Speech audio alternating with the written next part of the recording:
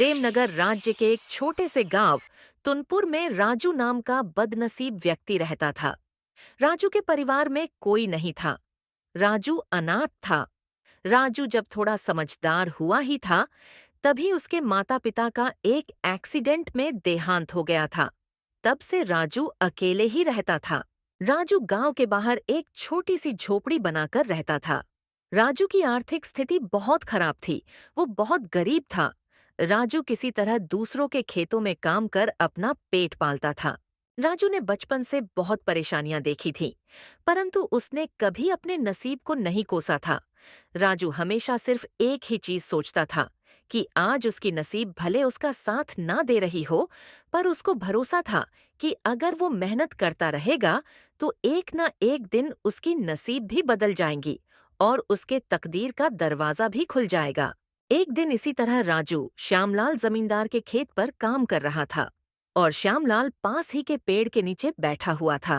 राजू अपने काम में मस्त होता है, तभी राजू को श्यामलाल के रोने की आवाज आती है। श्यामलाल को रोता देख राजू फौरन उसके पास जाता है। क्या हुआ मालिक? आप क्यों रो रहे हो?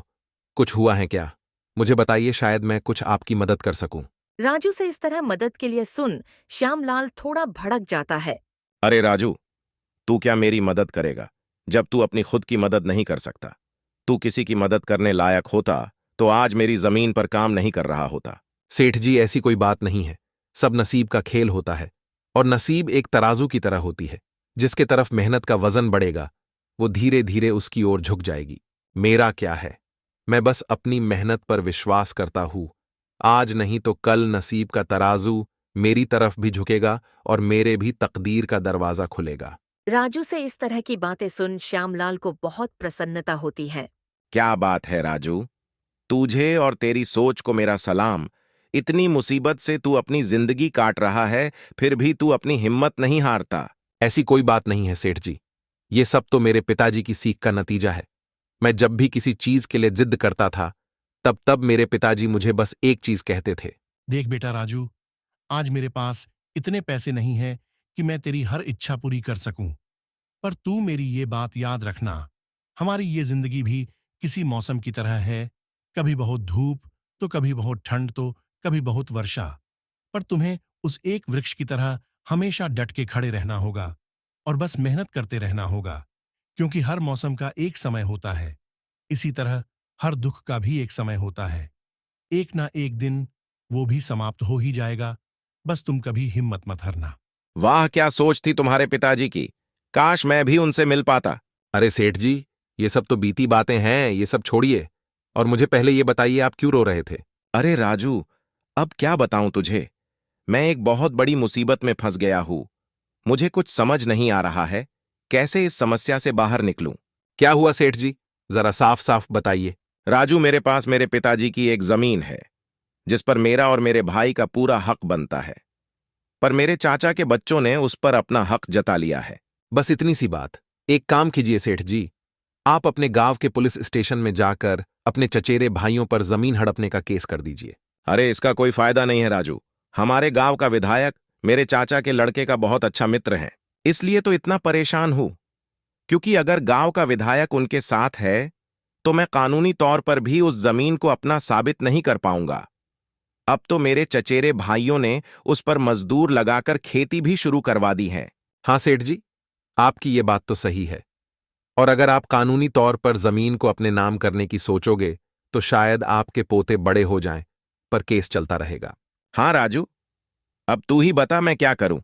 वो जमीन मेरे पिताजी ने बहुत मेहनत करके ली थी। मैं किसी भी हाल में वो जमीन अपने नाम करके रहूंगा। अगर ऐसी बात है तो मेरे पास एक तरकीब है सेठ जी, जिससे आपके चचेरे भाई खुद ये जमीन आपके नाम करवा देंगे। क्या बोल रहा है राजू? जल्दी बता मुझे भी वो तरकीब। राजू ने अपनी पूरी तरकीब श्यामलाल को समझा दी। तरकीब सुनते ही श्यामलाल राजू से कहता है। क्या बात है राजू, क्या तरकीब निकाली है? तू तो बहुत समझदार है। धन्यवाद सेठ जी। राजू, अगर तेरी ये तरकीब काम आई और मुझे मेरी जमीन वापस मिल गई तो मैं ये वादा करता हूं, अभी जिस जमीन पर तू काम कर रहा है मैं ये तेरे नाम कर दूंगा। अरे इसकी कोई जरूरत नहीं है सेठ जी, आप तो मेरे अन्नदाता हो। आपके लिए इतना करना तो मेरा फर्ज है। ठीक है राजू, कल से ही अपने इस तरकीब पर काम करना शुरू कर देना। जी सेठ जी, कल से ही मैं अपने काम पर लग जाऊंगा। राजू फिर से अपने काम पर लग जाता है।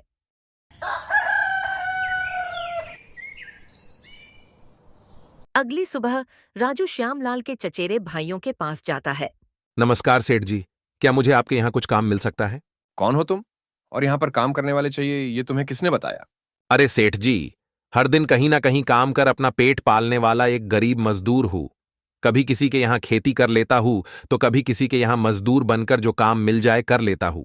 ये सब तो ठीक है, पर हमारे यहाँ कोई काम नहीं है। बस क्या सेठ जी, मैंने सुना है पूरे गांव के सबसे बड़े जमींदार आप लोग हों और पूरे गांव में सबसे बड़ी जमीन आप लोगों के पास है, तो मुझे लगा कि मुझे यहाँ तो काम आराम से मिल जाएगा। नहीं भाई, हमारे पास कोई काम नहीं है। हमारे पास पहले से बहुत मजदूर हैं। इसका मतलब श्यामलाल सेठ सही कह रहे थे आप लोगों के बारे में। क्या कहा श्यामलाल ने हमारे बारे में? कुछ नहीं, बस ऐसे ही मेरे मुंह से निकल गया। चलो चलता हूँ, आप लोगों के पास तो कोई काम नहीं है तो मैं यहाँ रुक के क्या करूँ। किशन के मना करने के बाद राजू जाने लगता है। तभी रमेश किशन से उसे रोककर पता लगाने बोलता है कि श्यामलाल ने उनके बारे में राजू को क्या बोला है। अरे रुको भाई, इधर आओ जरा, एक काम है तुम्हारे लिए हमारे पास। किशन के बुलाने पर राजू फौरन उनके पास चला जाता है। अरे धन्यवाद सेठ जी, बोलिए क्या काम है। मैं कोई भी काम करने को तैयार हूँ, आखिर पापी पेट का सवाल है। काम तो हम बता देंगे, पहले तुम ये बताओ, श्यामलाल हमारे बारे में क्या बोल रहा था तुम्हें? आपके यहाँ आने से पहले मैं श्यामलाल सेठ के यहाँ काम करता था, परंतु वो एक नंबर के कंजूस और बदतमीज आदमी है। इतनी मेहनत करने पर भी सही मजूरी नहीं देते थे। इस बात पर कल मेरी उनसे बहस हो गई थी। फिर क्या हुआ? क्या कहा तुमको श्यामलाल ने हमारे बारे में? अरे हुआ ये कि जब मेरी श्यामलाल सेठ से बहस हो रही थी, तभी उन्होंने मुझे कहा कि उनसे ज्यादा मजूरी पूरे गांव में कोई नहीं देगा।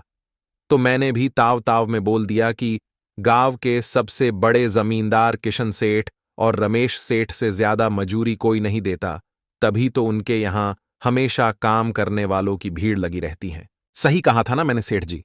अरे हाँ भाई हाँ, आखिर हम गांव के सबसे बड़े जमींदार हैं, तो हमारा फर्ज बनता है हर मजदूर को उसके काम के हिसाब से सही सही मजूरी मिले। वाह, क्या बात कही है आपने सेठ जी। श्यामलाल सेठ तो मेरे हिसाब से आपके इतना शायद कभी सोच ही ना पाए। चलिए सेठ जी, मुझे भी मेरा काम बता दीजिए तो मैं भी काम पर लग जाऊं। किशन और रमेश दोनों भी राजू की चिकनी चुपड़ी बातों में आ जाते हैं और उसे अपने यहाँ खेतों में काम करने का काम दे देते हैं। किशन के कहते ही राजू उनके खेतों में काम करना शुरू भी कर देता है। इसी तरह कुछ दिनों तक राजू किशन और रमेश के खेतों पर काम करता है। राजू बाकी मजदूरों से ज्यादा काम करता था। वो समय से पहले आ जाता और काम पर लग जाता और सब लोगों के जाने के बाद ही जाता। राजू को इतनी मेहनत करते देख किशन और रमेश आपस में बात करते हैं। अरे रमेश भैया, ये राजू तो बहुत मेहनती है, ये अकेला ही 4 लोगों का काम कर देता है। अच्छा हुआ उस दिन इसे हमने रोक लिया। हाँ भाई, बात तो तू पते की कर रहा है। अच्छा हुआ राजू को हमने अपने यहाँ काम पर रख लिया। वो बहुत मेहनती और ईमानदार भी है। आजकल के जमाने में ऐसा व्यक्ति मिलना घास के ढेर में सुई ढूंढने की तरह है। हाँ भैया, कुछ भी कहो, मेहनती तो बहुत है राजू। इसके इतना काम शायद ही कोई करता होगा हमारे यहाँ। राजू ने अपनी मेहनत से दोनों भाइयों का दिल जीत लिया था। इसी तरह कुछ दिन और बीत जाते हैं। रविवार की सुबह सुबह किशन और रमेश अपने खेत के दौरे पर जाते हैं। जब वो अपने खेत पर पहुंचते हैं तो देखते हैं कि राजू काम कर रहा होता है। राजू को रविवार को भी काम करता देख किशन बोलता है। अरे राजू भाई, रविवार के दिन भी तुम काम कर रहे हो, आज तो आराम कर लिया होता। आराम? वो क्या होता है सेठ जी? अकेला रहता हूं घर पर, और अकेला व्यक्ति घर पर रहकर क्या ही आराम करेगा। इसलिए सुबह जल्दी ही आ जाता हूं और काम पर लग जाता हूं। इसमें मेरा दिल लगा रहता है। तुम बहुत मेहनती व्यक्ति हो। एक काम करो, आज तुम काम रहने दो, जाओ जाकर वहां पेड़ के नीचे आराम करो। नहीं सेठ जी, इसकी कोई जरूरत नहीं। आप लोग जाइए, मैं ठीक हूं, मुझे काम करना पसंद है। ठीक है राजू, फिर हम निकलते हैं। तुम्हारा जब मन करे अपने घर चले जाना। ठीक है सेठ जी। इसके बाद किशन और रमेश खेत को राजू के भरोसे छोड़ वहां से चले जाते हैं। अगली सुबह जब किशन और रमेश अपने खेत पर आते हैं तो देखते हैं पुलिस वहां आई है। पुलिस को देखते ही दोनों दौड़े दौड़े आते हैं। क्या हुआ थानेदार साहब? यहाँ क्या कर रहे हो? हमने तो पहले ही इस जमीन के असली कागजात बड़े थानेदार को दिखा दिए थे ना। अच्छा, ये जमीन तुम्हारी है ना? तभी तो तुम दोनों को अंदर करने आया हूं। अंदर? मैं कुछ समझा नहीं थानेदार साहब। कहना क्या चाहते हो? साफ साफ कहो। साफ साफ कहने की कोई जरूरत नहीं है। जरा अपनी नजर घुमाकर वहां देखो तुम्हारी जमीन से क्या निकला है। थानेदार के कहते ही दोनों भाई जब पलट कर देखते हैं तो वहां उनकी जमीन में किसी की लाश गाड़ी हुई होती है, जिसका सिर्फ कंकाल बचा होता है। कंकाल को देख दोनों भाई की हवा टाइट हो जाती है। ये कहाँ से आया हमारे जमीन में? चलो, अब बहाना मत बनाओ। पहले लोगों को मारो, फिर उसे अपनी जमीन में गाड़ो और फिर बोलो ये क्या है। नहीं थानेदार साहब, ये सब क्या है? ये यहाँ कैसे आया? हमें कुछ नहीं पता है। चलो, अब झूठ मत बोलो। तुम दोनों तो अब गए। अगर फांसी नहीं हुई तो कम से कम उम्र कैद की सजा तो पक्की होगी। फांसी और उम्र कैद सुन दोनों भाई डर जाते हैं और थानेदार के सामने गिड़गिड़ाने लगते हैं। नहीं थानेदार साहब, हमने कुछ नहीं किया। ये सब कहाँ से आया इस जमीन में हमें नहीं पता। वाह, क्या बात है! तुम्हारी जमीन से कंकाल निकलते ही हमारी जमीन से इस जमीन पर आ गए। इस मामले से बचने के लिए दोनों भाई कुछ तरकीब लगाने की सोचते हैं। तभी वहां राजू आ जाता है। अरे सेठ जी, ये पुलिस क्यों आई है? कुछ हुआ है क्या? हाँ राजू, देखो, पता नहीं कहाँ से हमारे जमीन में ये कंकाल आ गया है। राजू कंकाल का नाम सुनते ही चौंक कर बोलता है। क्या कंकाल? ये कहाँ से आ गया? ये तो बहुत बड़ी मुसीबत में आ गए आप दोनों मालिक। हाँ राजू, अब तू ही कुछ तरकीब बता जिससे हम इससे बाहर आ सके। तीनों को खुसुर पुसुर करता देख थानेदार कहता है। चलो, अब कोई तरकीब मत बनाओ। दोनों में से एक भाई तो पक्का जाने वाला है जेल में। अब तुम दोनों ही फैसला करो कौन जाएगा। थानेदार साहब, हमें बस 5 मिनट दीजिए, अभी हम फैसला करके आते हैं कौन जाएगा जेल। ठीक है, जल्दी जल्दी तय करो, किसको लेके जाऊं मैं जेल। ठीक है थानेदार साहब। राजू, किशन और रमेश थानेदार से थोड़ी दूरी पर चले जाते हैं। देखो मालिक, दोनों भाइयों के फंसने से अच्छा है कोई एक भाई फंसे। अब आप लोग सोचिए कौन जाएगा जेल। राजू भाई, हम दोनों भी अंदर नहीं जाना चाहते। कोई तरकीब लगाओ भाई, जिससे हम दोनों बच जाएं। मालिक, एक बात बोलूं, इस कंकाल को देख के तो लगता है काफी महीनों पहले से इसे जमीन में डाला गया होगा। एक तो किशन फांसी की बात सुन बहुत डरा हुआ था और राजू से ये सुनते ही किशन डर के फटाफट पूरी कहानी राजू को बता देता है। देखो राजू भाई, सच्ची सच्ची कहूं, ये जमीन तो हमने बस महीने पहले ही हड़पी थी अपने चचेरे भाई श्यामलाल से। किशन से हड़पने की बात सुन राजू ऐसा बर्ताव करता है जैसे उसे कुछ पता नहीं है इस बारे में। क्या कहा मालिक? हड़प्पी थी जमीन? मैं कुछ समझा नहीं, जरा साफ साफ बताइए। किशन जमीन हड़पने वाली पूरी कहानी राजू को बता देता है। किशन से पूरी कहानी मुंह जबानी सुनते ही राजू कहता है। मालिक, मेरे पास एक तरकीब है जिससे सांप भी मर जाएगा और लाठी भी नहीं टूटेगी। बताओ राजू भाई, जल्दी बताओ। तरकीब बताने से पहले आप मुझे ये बताओ, आपके लिए ये जमीन प्यारी है या आप दोनों की जान? इसमें कोई कहने की बात थोड़ी है राजू, हमें जमीन से ज्यादा हमारी जान प्यारी है। तो एक काम कीजिए मालिक, आप सबसे पहले जाकर थानेदार को बोल दीजिए ये जमीन श्यामलाल सेठ की है। थानेदार को बोलना हमने तो बस 1 महीना पहले ही ये जमीन उनसे बस काम करने के लिए ली है, बाकी का मैं संभाल लूंगा। अरे राजू, पर इससे तो हमारी जमीन हमसे छीन जाएगी, उसका क्या? नहीं मालिक, आप शायद मेरी तरकीब अब तक समझे नहीं। आप जब ये थानेदार को बोलोगे ये जमीन श्यामलाल सेठ की है तो पुलिस किसको पकड़ेगी? श्यामलाल सेठ को। और श्यामलाल सेठ के अंदर जाते ही ये जमीन फिर से आप लोग हड़प लेना, समझे? इससे आप लोग भी बच जाओगे और जमीन भी आपकी रहेगी। राजू की तरकीब सुन दोनों भाई दंग रह जाते हैं। वाह राजू भाई, तुम तो बहुत दिमाग वाले हो। आज तक तो तुमने हमें अपने बल से प्रसन्न किया था, आज तुम्हारी बुद्धि हमारी जान भी बचाएगी। राजू की तरकीब सुन तीनों थानेदार के पास जाते हैं और थानेदार को सब वैसे ही बोलते हैं जैसे राजू ने उन्हें कहा था।